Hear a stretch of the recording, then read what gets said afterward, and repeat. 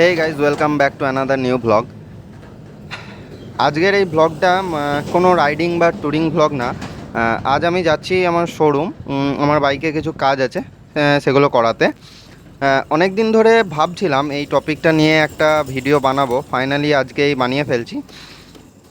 Main কথা হলো, আমার মাথায় কিছুদিন ধরে অনেক কিছু জিনিস ঘুরপাক খাচ্ছিল, তাই ভাবলাম সব কিছু আজকে তোমাদের সাথে শেয়ার করি। সো চলো শুরু থেকে শুরু করি। আজ থেকে প্রায় 5-6 বছর আগে যখন আমি আমার ফার্স্ট স্মার্টফোন কিনেছিলাম, তখন থেকে আমার মধ্যে একটা ড্রিম চলে এসেছিলো যে ইউটিউবার হতে হবে। শুধু আমার না, আমার মতো অনেকের মধ্যে ড্রিম ছিল বা এখনও আছে হয়তো। তখন আমি অনেক কিছু ট্রাইও করেছিলাম, গেমিং বলো, টেক বলো বা আরও অনেক কিছু। কিন্তু মানে কিছু কিছু চ্যানেলে হয়তো আমি একটু হলেও সাকসেস হয়েছিলাম বা পেয়েছিলাম, কিন্তু কোনো কারণে সেগুলো আর কন্টিনিউ করা হয়নি। কিন্তু এতদিন পর আবার নতুন করে সেই ইচ্ছেটা ফিরে এসেছে একটা নতুন ফিলিংস নিয়ে। আর এই ফিলিংসটা হলো যে মোটো ব্লগিং। আর এর আগে একটা ইম্পর্ট্যান্ট কথা বলি, বাইক নিয়ে ঘোরা বা রাইড করা এটা আমার ছোটোবেলা থেকে একটা ফেভারিট জিনিস। বাইক কেনার পর ওই ইউটিউবার হওয়ার ইচ্ছাটা আবার ব্যাক করে। আর এইবার সেটা মোটো ব্লগিংয়ের মধ্যে দিয়ে আমি আর কি জার্নিটা স্টার্ট করছি। হতে পারে আমার কাছে এখনও কোনো ভালো এক্সপেন্সিভ ক্যামেরা নেই, বাট আমার মধ্যে যে কনফিডেন্সটা আছে সেটা 100% আছে। আগের মতো আর যে একটা ব্যাপার আছে যে লোকে কি বলবে, এটা নিয়ে আর আমি ভাবিই না। এটা ভাবতে ভাবতে না অনেকটা টাইম ওয়েস্ট করে ফেলেছি, বাট এখন আর নয়। আমার কাছে কোনো দামি ক্যামেরাও নেই বা প্রপার রাইডিং গিয়ারও নেই, তাই বলে কি আমি ওয়েট করব? কোনো মতেই না। কারণ একটা ভালো ক্যামেরা বা একটা রাইডিং গিয়ার অ্যাফোর্ড করা সবার পক্ষে পসিবল নয়। সেটা যদি আবার বিগিনিংয়ে হয়, শুরুতে কেউ কোনো দিনই প্রপার মানে একদম ফিটিং গিয়ার আর ক্যামেরা ট্যামেরা এগুলো অ্যাফোর্ড করতে পারে না। তো আমার ক্ষেত্রেও সেটা আমি এখন সেটা পারছি না, হয়তো ইন ফিউচার তোমাদের সাপোর্ট পেলে আমি সেগুলো সবই করে ফেলবো। আমি তাদেরকে একটাই কথাই বলবো, যারা আমার মতো আছো, যারা মোটো ব্লগিং স্টার্ট করতে চাও বা শুরু করবে ভাবছো বা হালকা করে হলেও শুরু করেছো, তারা সাকসেস পাবে কি পাবে না এটা না ভেবে জাস্ট কাজটা চালিয়ে যাও।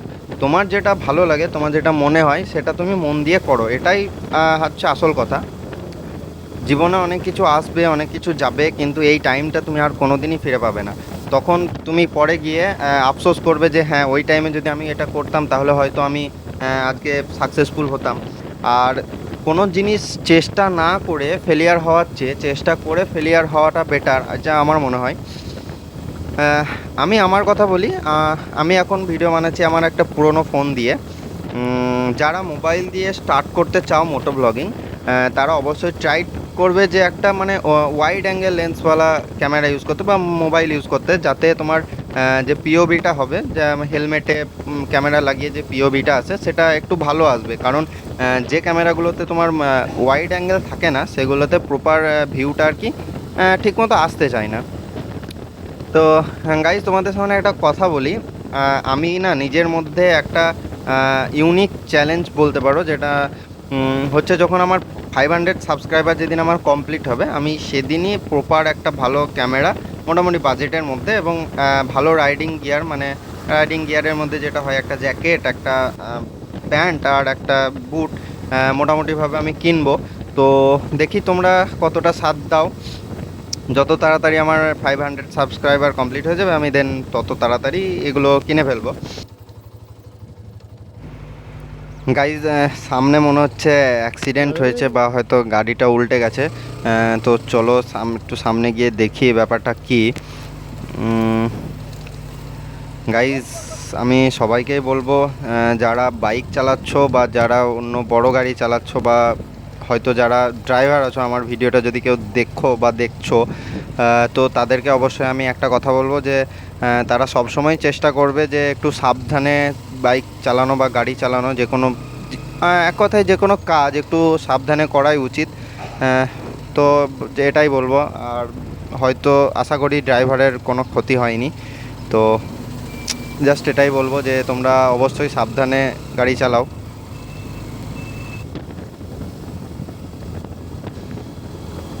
বাইক কেনার প্রায় 6-7 মাস হয়ে গেল। স্টার্টিংয়ে আমার ভিডিওগুলো একদম ভালো হতো না, বাট আস্তে আস্তে অনেকটা শিখেছি, অনেকটা বুঝেছি, অনেকটা কনফিডেন্সও বেড়েছে, এবং অনেকটা ইমপ্রুভমেন্টও এসছে। হয়তো আমার চ্যানেলে গেলে দেখতে পাবে যে এর আগে হয়তো 3-4 মাস আগে আমি কয়েকটা ভিডিও বানিয়েছিলাম, সেগুলোর কোয়ালিটিও খুব একটা ভালো না, আর মানে স্টোরিও খুব ভালো না। অ্যাং ব্যাং ছ্যাং একটা আমি ভিডিও বানিয়েছিলাম, তো সেই জিনিসটাকে আমি আপলোডও করে দিয়েছিলাম।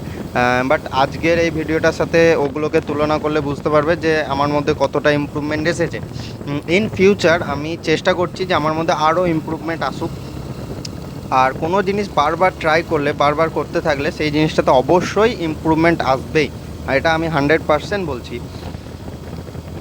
হতে পারে আজকের ভিডিওটাও পারফেক্ট না, but next video definitely better হবে, এটা আমি প্রমিস দিচ্ছি।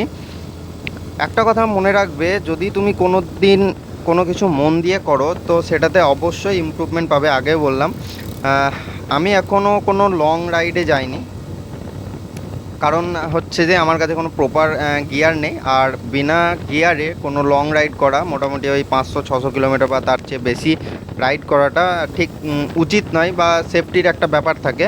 আর যেহেতু আমার কাছে ভালো ক্যামেরাও নেই, সেহেতু আমি গেলেও হয়তো আমি ঘুরে আসতে পারবো, কিন্তু সেই জায়গাটার আমি যে একটা ভালো প্রপার ভিডিও সেটা হয়তো আমি বানাতে পারবো না ফোন দিয়ে।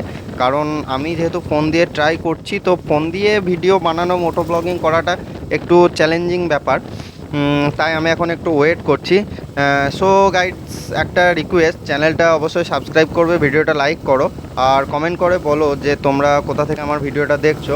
আর যারা ফেসবুক থেকে ভিডিওটা দেখবে তারা অবশ্যই ফেসবুক পেজটাকে একটু ফলো করে দিও, আর ভিডিওটাকে বেশি বেশি করে শেয়ার করে দিও, লাইক করে দিও, বাস এটুকুই বলবো। জাস্ট 500 লাইক, সরি 500 সাবস্ক্রাইবার এবং 500 ফলোয়ার্স যেটা আগে কমপ্লিট হবে, দেন আমি প্রপার রাইডিং গিয়ার্স আর ক্যামেরা অবশ্যই কিনে ফেলবো। তো তোমাদের সাপোর্টটা অবশ্যই চাই, ভিডিওটা বেশি বেশি করে লাইক করো। তো see you in the next video, next journey নিয়ে।